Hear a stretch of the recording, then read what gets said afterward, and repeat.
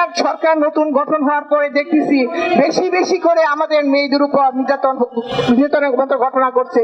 বাবার কাছ থেকে, বাবার হাত থেকে মেয়েকে কেড়ে নিয়ে দর্শনের মতো নিষ্ঠুরতার স্বীকার করে তাকে হত্যা করা হয়েছে। দাদির নাতিকে ঘুম থেকে তুলে নিয়ে ধর্ষণ করে হত্যা করেছে। এই কোন ধরনের নিষ্ঠুরতা চলছে? মানসিকতা, নিষ্ঠুরতা দিন দিন বেরিয়ে চলছে। আমরা এর পরিত্রাণ চাই। আমরা এই ধর্ষণ হত্যার বিচার, জিরো টলারেন্স চাই। মাননীয় প্রধানমন্ত্রী তারেক রহমান, আপনাকে বিনীত অনুরোধ, দেশের আইন শৃঙ্খলা পরিস্থিতি খুবই খারাপ। আশা করি আপনার মাধ্যমে, আপনার হাত ধরে আমাদের দেশের নারীরা নিরাপদে চলাফেরা করবে, নিরাপদে ঘরে ঘুমাবে, নিরাপদে স্কুল ঘাট মাদ্রাসা যাবে। আপনার কাছে আমাদের এই আবেদন, আমাদের মেয়েরা স্বাধীনভাবে চলাফেরা করবে, লেখাপড়া করবে এবং আমাদের মেয়েরা কোনো দিকই কম না। তারা উন্নত, মাথা উঁচু করে বাঁচতে শিখেছে। তাই আমি চাই আমাদের মেয়েরা পাহাড় পর্বত ডিঙ্গে চলবে, দেশ বিদেশে ঘুরবে, স্কুল কলেজে মাদ্রাসায় পড়াশোনা করবে।